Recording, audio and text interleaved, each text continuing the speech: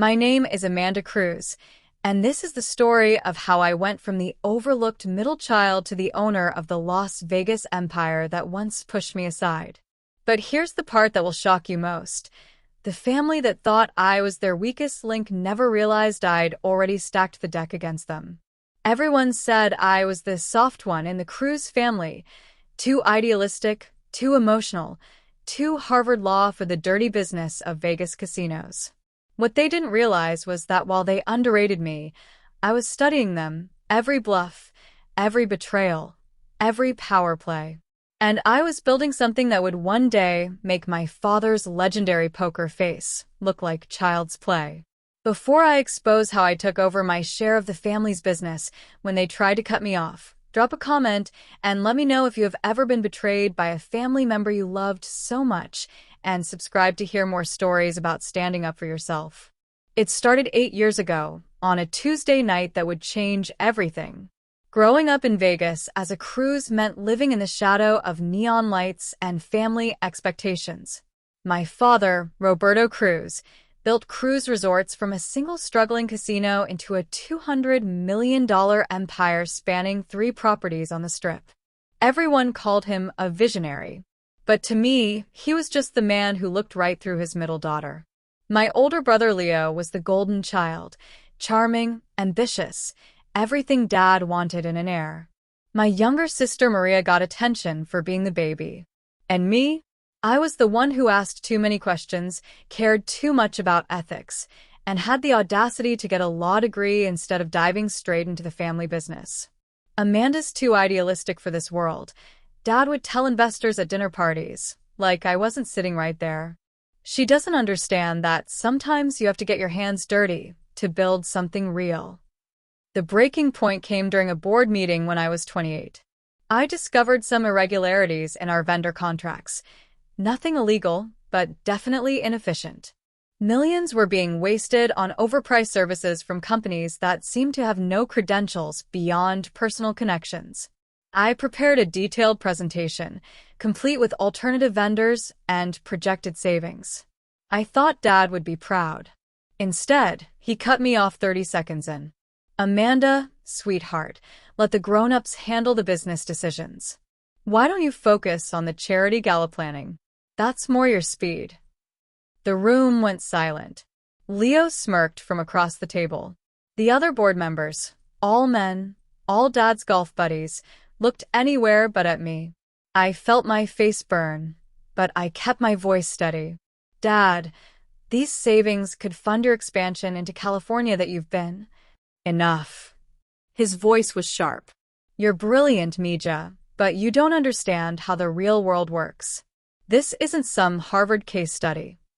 That night, I made a decision that would take 8 years to fully execute. I was done being underestimated. The final straw came 6 months later, when Dad announced Leo as the new COO of Cruz Resorts.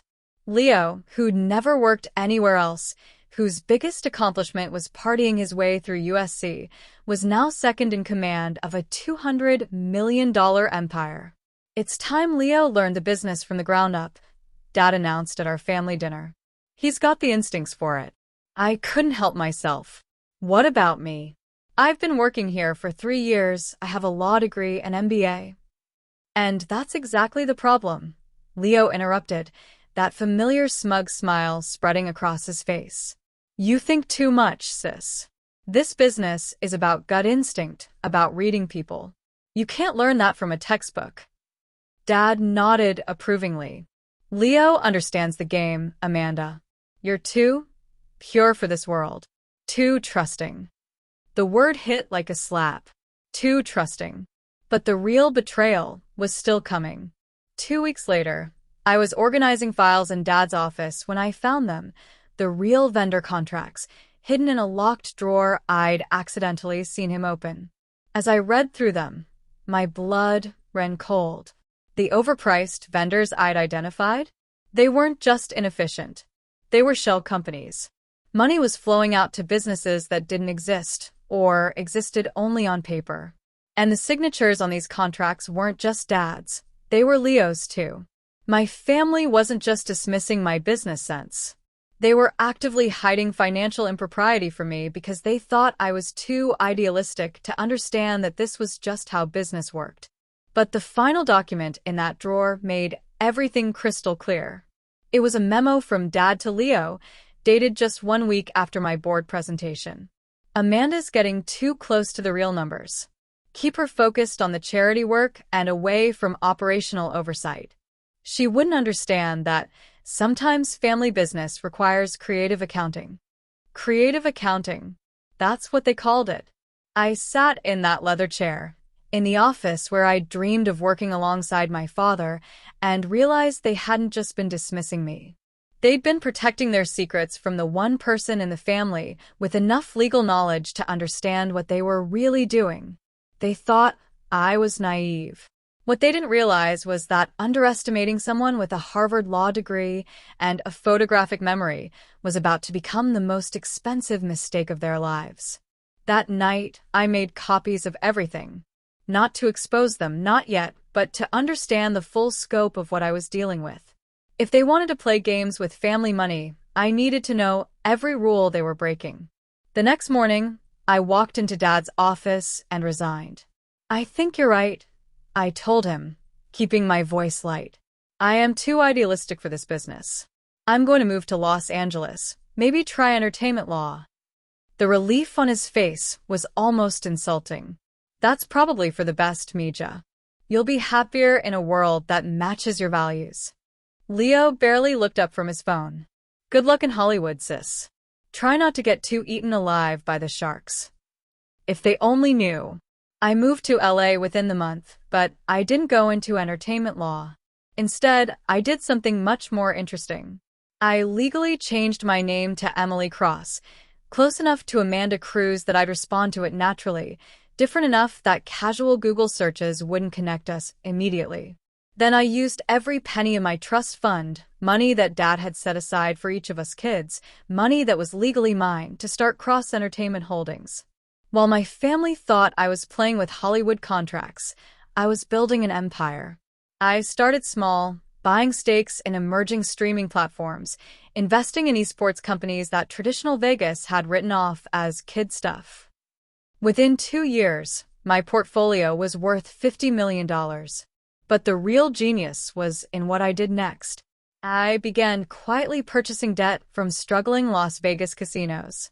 Not the big players, the smaller ones that were leveraged to their eyeballs, drowning in loans they couldn't service. Casino debt trades at fractions of face value, and I had the legal knowledge to navigate those waters like a shark. Every few months, I'd buy another package of distressed debt. Casinos in Reno, properties in downtown Vegas, even some of the older strip locations that were struggling to compete with the newer mega-resorts. My family had no idea. Why would they? Amanda Cruz had moved to LA to chase Hollywood dreams. Emily Cross was just another entertainment investor with suspiciously good instincts for the casino industry. By year 4, Cross Entertainment Holdings was worth $150 million. I owned pieces of streaming services, esports tournaments, and entertainment technology companies. But more importantly, I owned the debt on 37 different casino properties across Nevada, including 3 that were about to become very relevant to the Cruz family story. Year 5 was when Leo's instincts finally caught up with him. Dad had given him free rein to expand Cruz resorts, and Leo had grand visions. A new property in Macau. A luxury resort in the Caribbean. A partnership with European casinos that would make Cruz Resorts a global brand. The problem was, Leo's business instincts were exactly as sharp as my law school professors would have predicted, which is to say, non-existent. The Macau deal fell through when Leo failed to understand local gaming regulations. The Caribbean resort turned into an environmental nightmare that cost $30 million in legal settlements. The European partnership collapsed when Leo's creative accounting methods didn't translate well to jurisdictions with stricter financial oversight. By year 6, Cruz Resorts was hemorrhaging money. Dad was too proud to admit that his golden boy was driving the company into the ground, so instead of cutting losses, he doubled down. More loans, more leverage, More desperate deals to try to save Leo's failed expansions. I watched it all from Los Angeles, tracking their financial moves through public filings and industry gossip. I knew exactly when they started missing loan payments. I knew when they had to mortgage properties they'd owned outright for decades. I knew when Dad started taking meetings with loan sharks who operated out of backroom poker games instead of banks. And I knew exactly when cruise resorts' debt packages were going to hit the market. Year 7 was when I struck.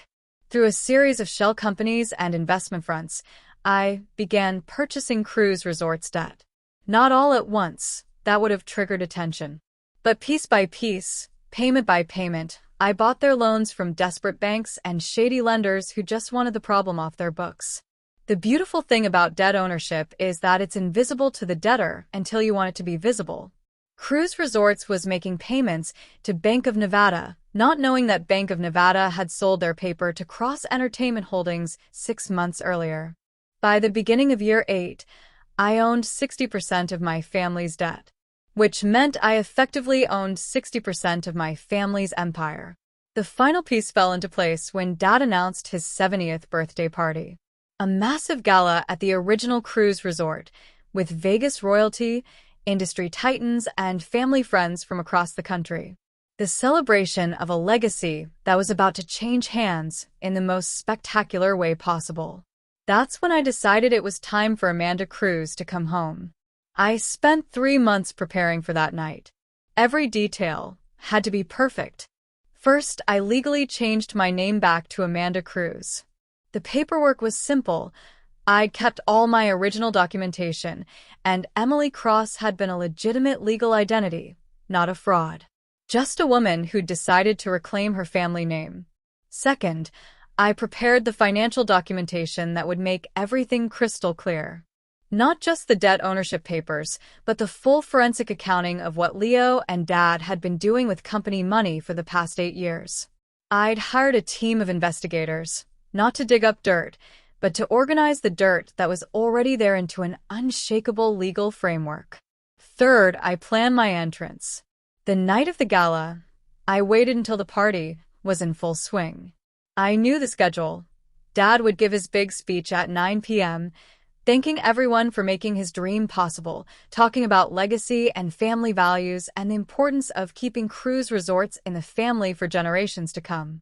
At 9:15, just as the applause was dying down and people were settling in for the long night of celebration, I walked through the main doors of the ballroom. I'd chosen my outfit carefully. A black evening gown that was elegant but powerful, jewelry that suggested wealth without screaming it, hair pulled back in a style that would look familiar to anyone who remembered the idealistic girl who'd left Vegas 8 years ago. The first person to see me was Maria, my younger sister. Her champagne glass literally slipped from her hand. "Oh my God," she whispered, and the words carried across the suddenly quiet room. Conversations stopped mid-sentence. Heads turned. And there, at the front of the room, I saw Dad's face go white. Leo recovered first, which was exactly what I'd expected. He strode across the room with that same confident smile, arms spread wide. "Amanda, look who decided to come home." His voice was loud, performative, designed to control the narrative. Everyone, my sister, the Hollywood hotshot, decided to grace us with her presence. He reached for a hug, but I stepped back smoothly, just enough to make it clear that we were not on hugging terms. "Hello, Leo." "Dad." I kept my voice warm but professional. "I hope you don't mind me crashing your party. I brought a little birthday present for Dad that I thought he should open in front of everyone." That's when Dad found his voice. "Amanda, this is unexpected. When did you get back to Vegas?" "Oh, I never really left," I said, and let that statement hang in the air for just a moment. "I've been keeping an eye on the family business. From a professional distance, you understand." I reached into my purse and pulled out a leather portfolio. "I hope you won't think this is presumptuous, but Cross Entertainment Holdings has been acquiring some assets that I think might interest you." The room was dead silent now. 200 of Vegas's most powerful people watching a family drama unfold in real time. Leo laughed, but it sounded forced. Cross Entertainment? Never heard of them. Some Hollywood outfit trying to muscle in on Vegas. I smiled. Actually, Leo, you have heard of them. Cross Entertainment has been your primary creditor for the past 18 months. Dad's poker face finally cracked. What are you talking about? I'm talking about the $180 million in debt that Cruise Resorts currently owes to various lenders. Debt that has been systematically purchased by Cross Entertainment Holdings over the past 2 years. I opened the portfolio. I'm talking about the fact that as of last Friday, Cross Entertainment, which is to say, I own controlling interest in Cruise Resorts. The ballroom erupted. Voices, gasps, someone's chair scraping against the floor. But I kept my eyes on Dad. You see, when you told me I was too naive for the family business, you were half right. I was naive about you and Leo. I actually believed that the irregularities I found were just inefficiencies, not deliberate financial manipulation. Leo stepped forward, his face flushed. You can't just walk in here and... I can, actually. I pulled out a second document. Because unlike your expansion deals, Leo, I understand how contracts work. Cruise Resorts defaulted on 3 separate loan agreements last month. As the primary creditor, I now have the legal right to assume operational control of the company. Dad finally spoke, his voice barely above a whisper. You did this. I built this. I corrected. Cross Entertainment Holdings is worth $300 million as of this morning. I didn't need to destroy you, Dad. I just needed to become more successful than you ever imagined possible. The beautiful thing about that moment was watching the math dawn on him. His dismissed daughter hadn't just succeeded despite his dismissal, she'd succeeded because of it. Every time he'd called me too idealistic, too trusting, too naive, I'd taken that energy and used it to build something bigger than his wildest dreams. But I wasn't done. Now, I could exercise my controlling interest and simply take over operations tomorrow. But I'm not interested in hostile takeovers. I'm interested in family business. I gestured to the crowd around us. So here's what's going to happen. Leo, you're going to resign as COO, effective immediately. The financial irregularities stop tonight, and you're going to spend the next year learning how real businesses actually operate. Leo started to protest, but I held up my hand. Or, you can refuse, and I'll exercise my legal right to demand immediate repayment of the full debt balance. Which, given your current cash flow situation, would result in bankruptcy proceedings beginning Monday morning. The room was so quiet you could hear the slot machines dinging 3 floors below. Dad, you have a choice too.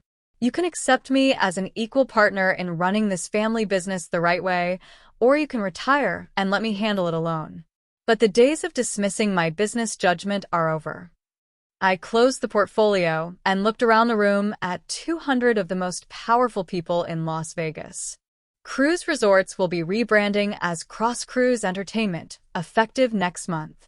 We'll be merging traditional Vegas hospitality with modern entertainment technology, including esports tournaments, streaming content creation, and interactive gaming experiences.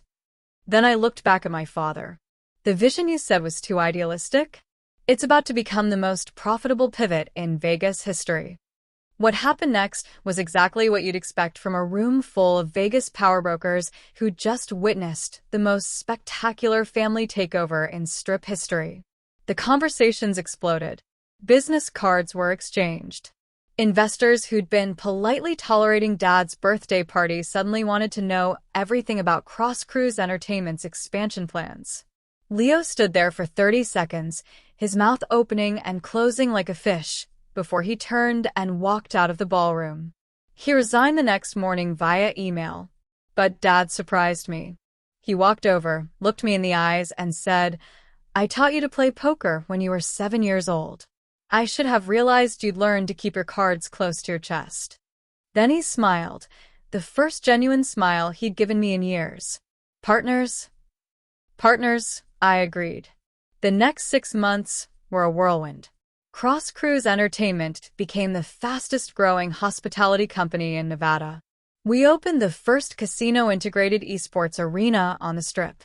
We launched a streaming service featuring exclusive Vegas entertainment content. We partnered with tech companies to create interactive gaming experiences that drew millennials and Gen Z customers who'd never been interested in traditional casino offerings. Most importantly, we did it all legally, ethically, and profitably. Leo eventually came back, humbled and actually willing to learn.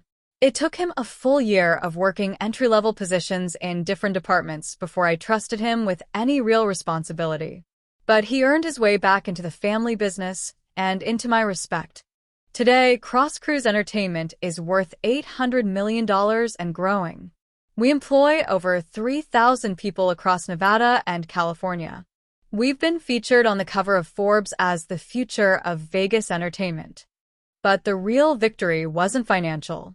The real victory was the board meeting last month, when Dad introduced me to a group of international investors as my daughter Amanda, the CEO who revolutionized our entire industry. No qualifications. No asterisks. No, too idealistic for the real world. Just recognition for what I'd actually accomplished. People ask me all the time if I planned the whole thing from the beginning. 8 years of building a parallel empire just to take over the family business. The truth is more complicated than that. I didn't set out to destroy my family. I set out to prove that being idealistic, ethical, and trusting didn't make me weak. It made me different. And in a world full of people cutting corners and bending rules, being different turned out to be the ultimate competitive advantage. The hardest part wasn't the business strategy or the financial maneuvering. The hardest part was accepting that the people who should have believed in me most were the ones who believed in me least. But here's what I learned. When someone tells you that you're too naive, too idealistic, too trusting for their world, they're not giving you a limitation. They're giving you information. They're telling you that their world is built on cynicism, shortcuts, and treating people as disposable. They're telling you that they can't imagine success without compromising values. They're telling you that you need to build a better world. So that's what I did. Some people called it revenge. I called it evolution. And in the end, the most satisfying part wasn't proving them wrong. It was proving that there was a better way to be right. The girl who was too idealistic for Vegas became the woman who made Vegas more idealistic. The daughter who was too trusting became the CEO who built a company where trust actually means something. The Cruise family business survived, stronger than ever. But more importantly, it became something worthy of the values that had once made me an outsider. Sometimes the best revenge isn't destroying the system that rejected you. Sometimes it's transforming that system into something that deserves you.